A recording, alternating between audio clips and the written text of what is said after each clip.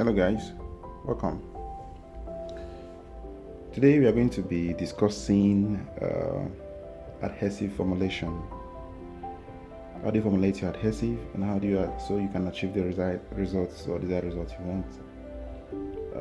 My name is Michael and I'm going to be your online tutor for today. Anyway, so today I'll be teaching you how to formulate your own adhesive from home in case you want to do it yourself. Like I used to say, I prefer if you're formulating adhesives, it should be for industrial purpose because the chemicals are really expensive, and that is one thing that most people don't really get used to easily. These chemicals are extremely expensive, and if you say you want to just make them for personal use, you may just be wasting your money. But following this video can also teach you how to improve the ones you get from markets that does not exactly give you the effect you want. Yeah, sometimes you get an adhesive and then it is not strong, or it's not tacky, it's not binding well, or it is not heat resistant, or it is, you place, I don't know if you bought a shoe before, you notice that when you have the shoe inside your car, maybe the car trunk or somewhere like that, and when there is a temperature for quite a time, high temperature for quite a time, the shoe peels off, and you wonder why it's like that. Most of these things are effect of the adhesives and poor quality of adhesion or poor heat resistance ability of the adhesives. So following this teaching will teach you, you will learn how to formulate your own, on how to increase the tackiness, or how to increase a particular function of your adhesive.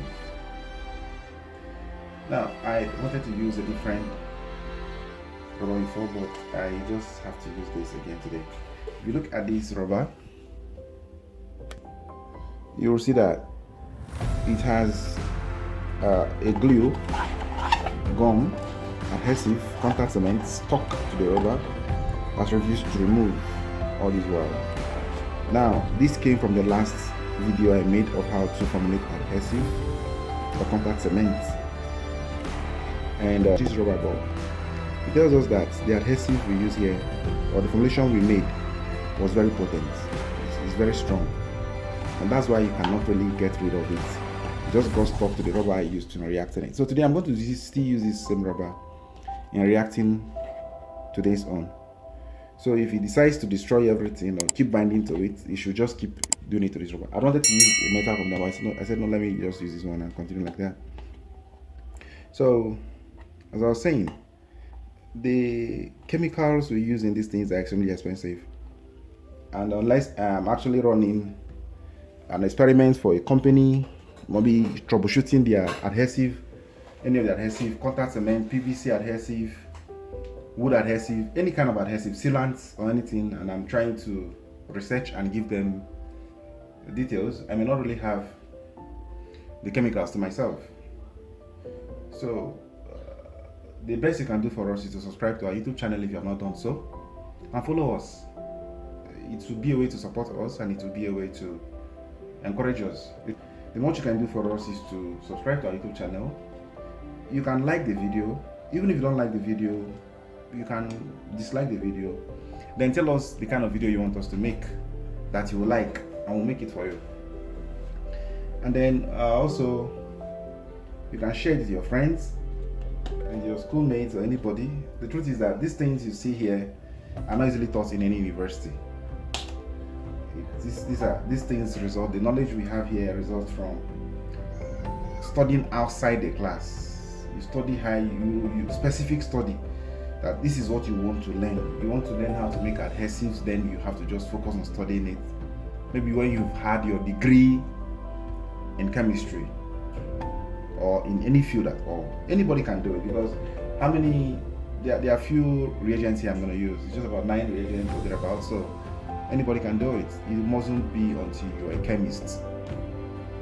So having said that, let's get to the business of the day. Today we want to formulate another contact adhesive, the same one I did before, but I want to use it to teach you how to formulate your own adhesive. How do you derive your formulas? So today is more of discussion class, although we are going to see using these things like they are here. As always, I've always said this: the first steps in chemical formulation, even if it's adhesive, soap making, paints, whatever you want to do, is to weigh out your reagents. When I say reagents, it simply means the components that are going to react together to bring the final product. That's what we call reagents in chemistry. So you weigh out your reagents. If they are liquid, we call them solvents. If they are solid, we call them solutes. It's simple. This is basic science, okay?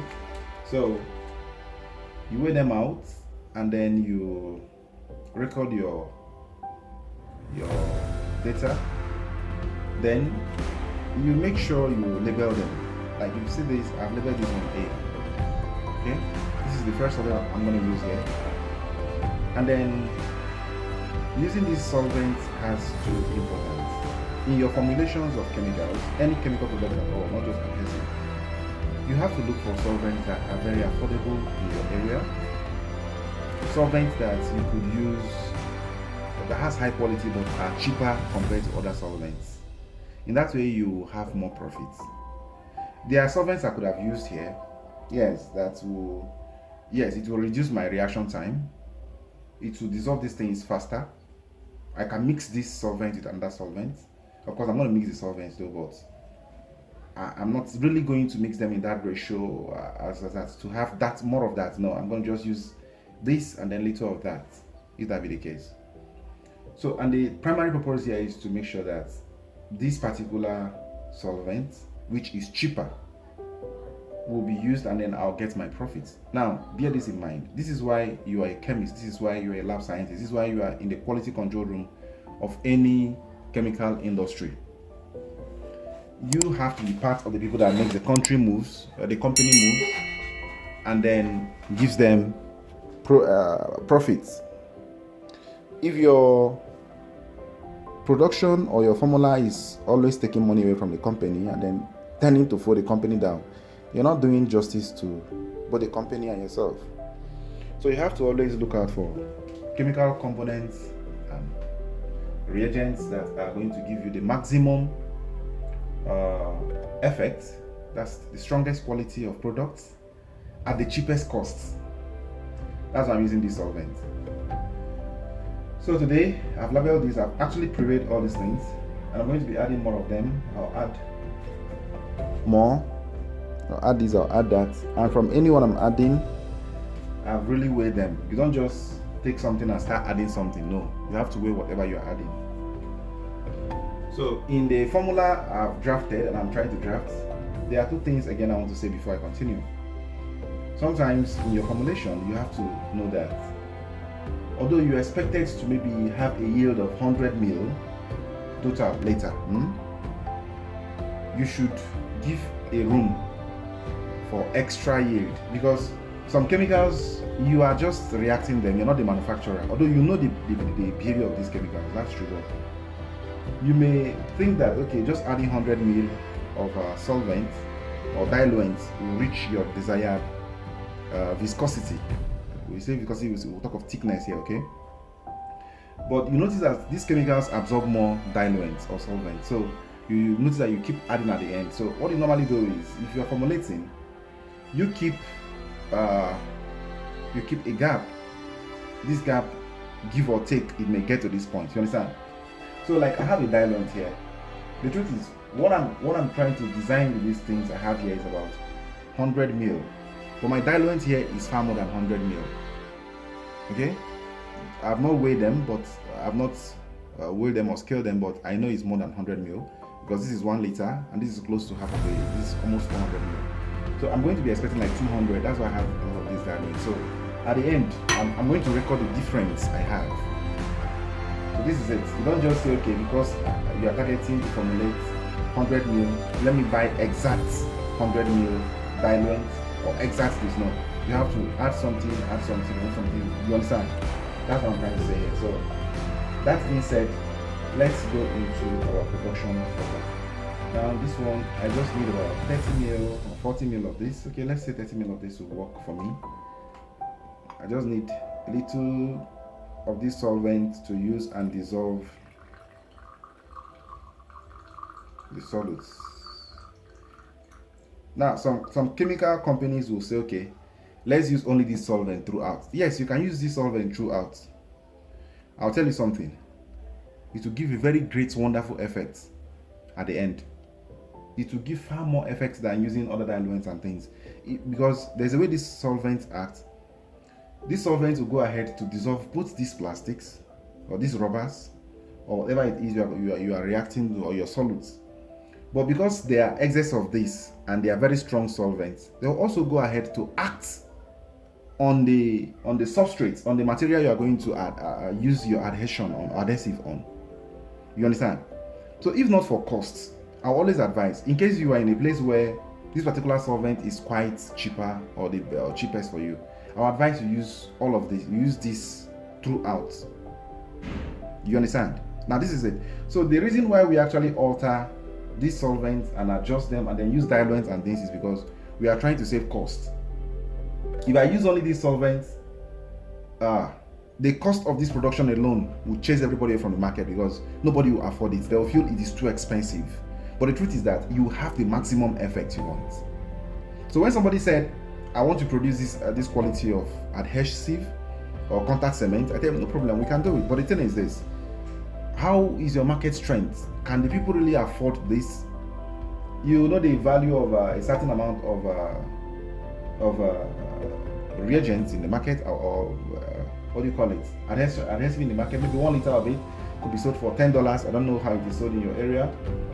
And then you are now formulating one that, yes, is very, very strong, is very sticky, is very, very active, but is sold for $50 per liter. Now, to take only people who does not, I don't know, but it's just outrageous. That's the way we say it. So we try to use the solvents that are cheaper, and then give us the same thing we are looking for. Okay? So that is it. You bear that in mind too. We use that to dissolve the solids first. We'll pour that here.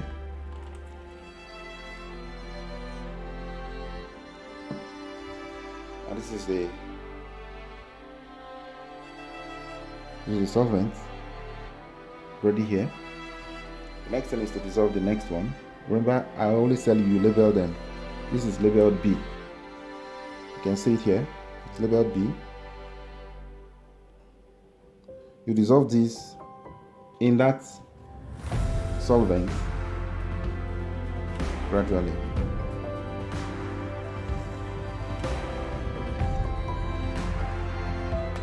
Okay, today I'm using a spatula or a stirrer that is not spoon as usual. So unlike the other day I use a spoon for my stirring, I want to use a harder one today, so I'll achieve a bigger stirring energy. Remember, you don't expect the reaction to be extremely smooth here, because this stirring I'm doing is far very, very, very, very little compared to the kind of stirring that machine does, especially high pressure machines that are used for this adhesive production. Now what I'm doing here, like I always tell people, is just the litmus.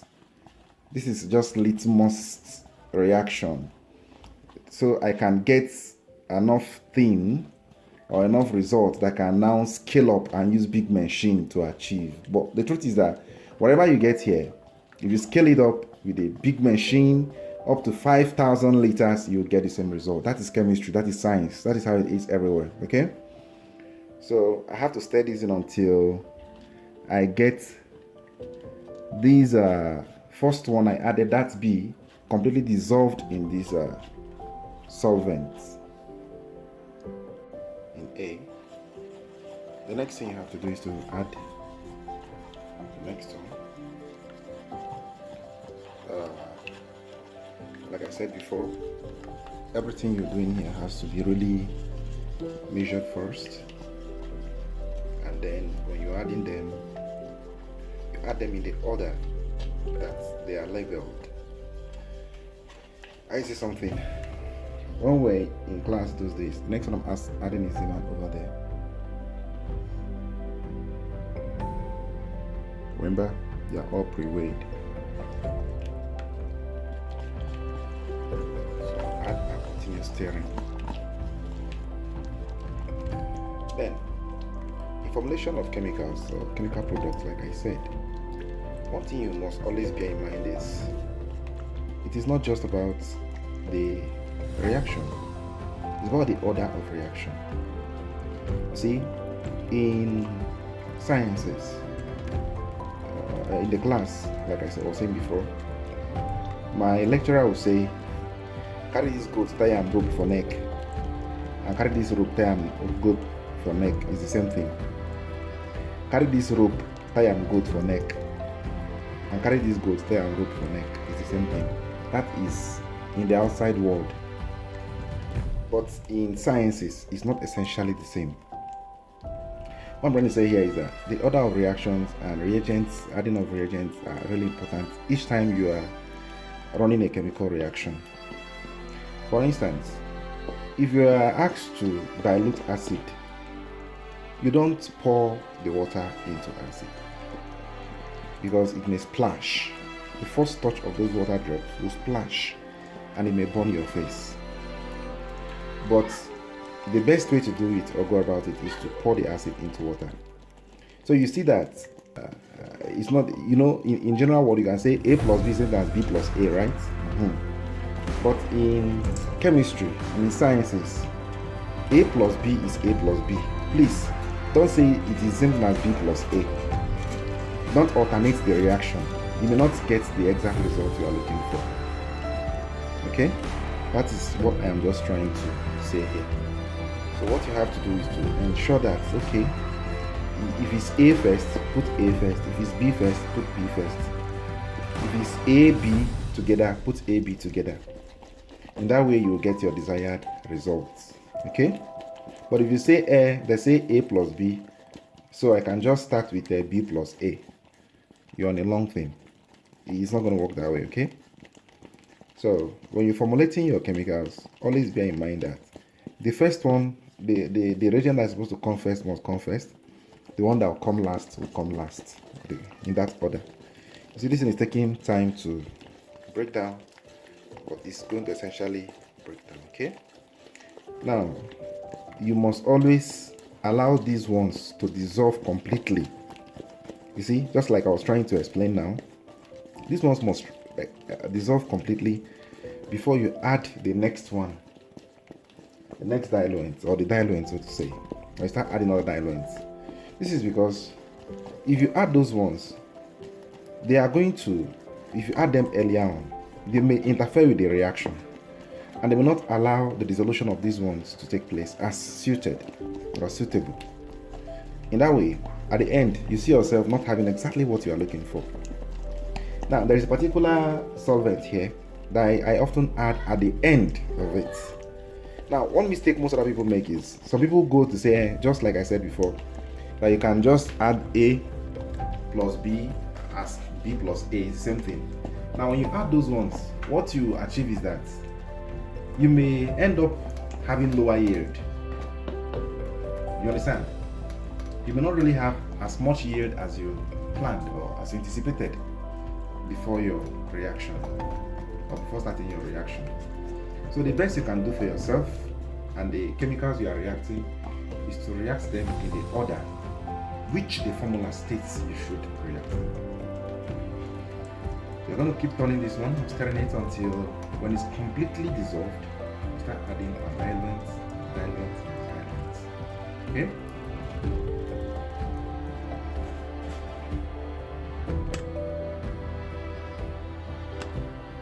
Like I said, most of the things I do here is just to give you insights into what happens in the industry, to give you insight into the bigger picture. This is just a very micro scale reaction. So if you want to get exactly what I'm getting, whatever we get here, you can just scale it up. So if I used, say, 20 grams of a particular solute, and you want to get maybe 500 liters, so there are lots of equations, just few equations, not let me not scare you, but you just put in one of those equations we normally do, ratio equations or proportional equations in chemistry or in mathematics. You can keep turning, keep stirring and keep stirring, but they will not dissolve easier again, because as it's sticking now, it will stop them from dissolving. So what we normally do is, at this point now, you add little of the diluent. You can see the adhesive already forming. Adhesive is forming already. So I'll add diluent now a little to wash it off. Even if it's in the machine, what we normally do is just add little. Please don't add all the diluents once. I'll show you when I come back. Now I said I was going to add, I was expecting 100 ml, right? So I'm not going to add all the 100 ml, and I have spare there. Like I said, you don't just add everything once, and you don't just measure out the 100 ml or buy only the 100 ml and then keep and say, no, that's what you are going to use. In as much as I'm going to use only 100 ml, or I'm thinking of using only 100 ml at the end, I actually got more than 100 ml of the diluent. Okay, so I'm going to add the diluent, like I added it gradually now, and then keep stirring. Okay, the essence of just this thing I added now is to allow the reaction to continue. Now, if you are using a fabricated machine, when this thing happened now, what just happened now, where it becomes so thick and grabbing everywhere and not allowing reactions to go on again, to grab the machine, it may even start vibrating everything. You'll be hearing a very big loud sound in the industry. So you are always supposed to be watchful of what you are doing, and then keep adding. You monitor it, you stay with the machine. Don't say, I've added this one, okay, so I go. And you don't say, okay, let me add everything once, because that will also interfere with the reaction. Okay, so now I've added that, and then I'm stirring gradually to come back again to get very, very sticky. By the time most of those particles you are seeing there dissolve more, we'll get more of them. So this is how we keep adding them until everything is achieved.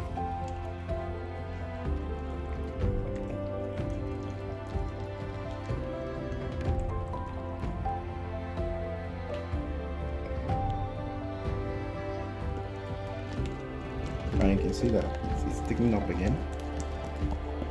When it thickened up the first time, I did not add the whole diluent once. Now, that's because, like I said, I wouldn't want the diluent to interfere with the reaction and stop the reaction halfway or something. So I just added a little to wash it off the walls of the reactor and the blades of the stirrer. In this case, this wood, it's the stirrer. So just add a little diluent to wash it off, and then free everything, and then so the reaction will start up again, and then we'll start reacting again until it thickens like this. So even while you are in the factory, you have to pay attention to your machine. When this thing begins to thicken like this and thicken very hard, it creates a tug. Then there will be a drag on the rotors of the machine, especially if you are using the ones we fabricated or the ones fabricated, especially not the high pressure one in the main machine. If you are using the main machine, it's actually designed for it, so it will not even notice the drag, but you still have to monitor it. But we are using these other machines which you fabricate, the locally made machine.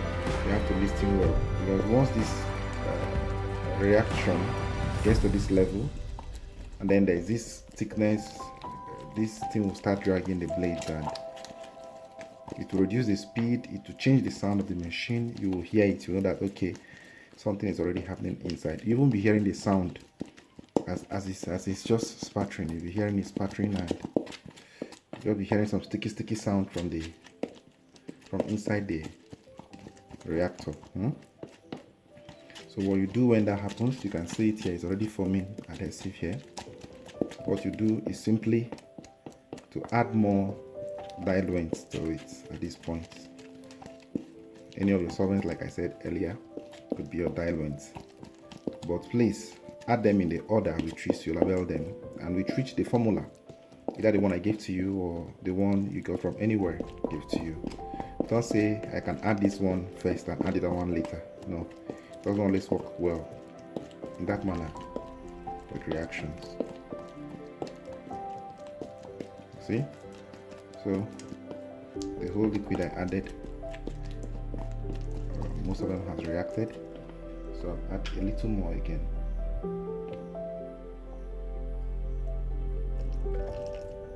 Continue stirring again.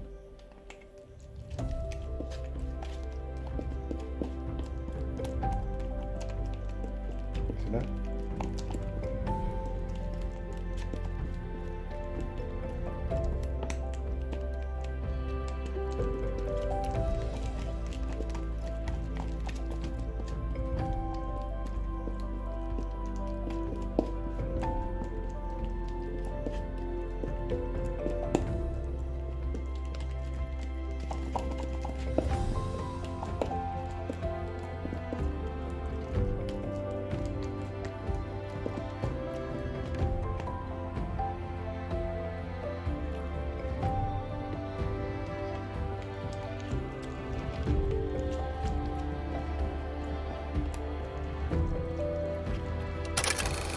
Said before, you don't really expect a perfect reaction with just what I'm doing here, because this will not give it the exact energy required for such reaction. Well, you will get an idea. And one importance of let me tell you one importance of what we do here, like what I'm doing here now, to some industries or some or even you yourself or anybody, is that performing these little tests, these micro experiments, producing it in a small scale like this will always save you cost. Imagine if you were formulating and then you decided to formulate with as high as 5,000 liters. If there is a mistake, that would be a very, very terrible one. You see, it will amount to lots of wastes on your part. So these micro experiments will always help you to save costs. This is where you are going to address all your mistakes. This is where you are going to address all your flaws. This is where you are going to increase or decrease any amount of solvent or diluent. This is where you are going to check the tackiness of this adhesive. Is it tacky? Is it sticky? Is it temperature resistant? This is the test you are going to run, and then see everything you want first before you go into large scale, like commercial scale, like I always talked about. So, but if you just decide that, okay, I've learned how to do adhesive, or okay, I have a formula, and then you jump into your reactor and then begin to react your chemicals that you spent so much money to buy, if there's an error, you've wasted all that money. That's the truth. Seriously. So it's always good you run your formulation in a very small scale like this first before you go into large production. Like this one, you can see it's still thick. The viscosity is still too high. So I'm going to add a little more diluent to it, and I'll keep adding just gradually and then addressing it. Now, if this were in the reactor, in a big machine, I'll just, at this stage, I'll just fetch a little out, check it, and then add a little to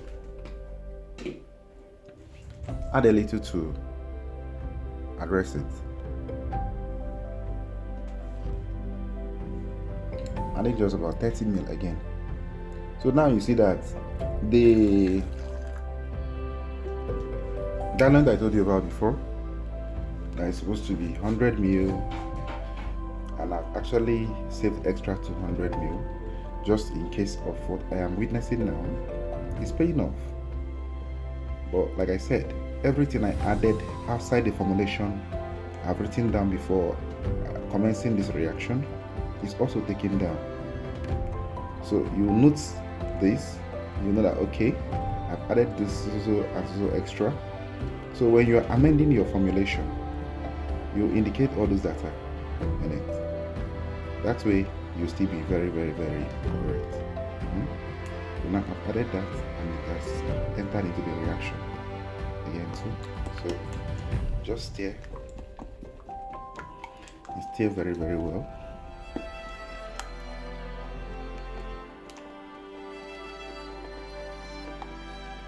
Stir very, very well.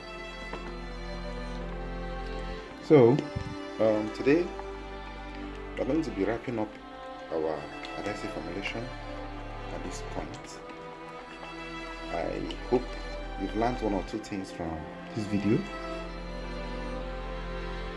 So with this, we are coming to the end of the class for today.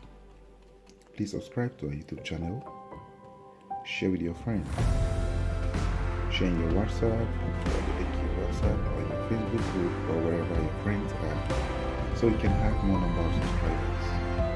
I'll promise you something.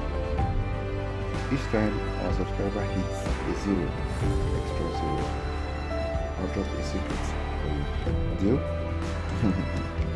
This secret is going to be a secret that no industry will like me to just drop freely for you.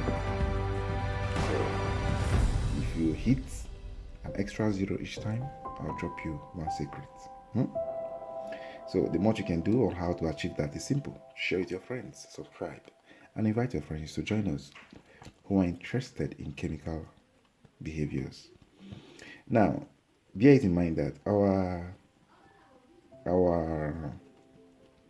channel is not just about chemicals. You can see sometimes I just ask my friend to post anything. So we just post anything. We can post even babes naked twerking, in case you like that. If that's what you want, you can get it on our channel too. It's a little secret, right? Don't tell anybody about that.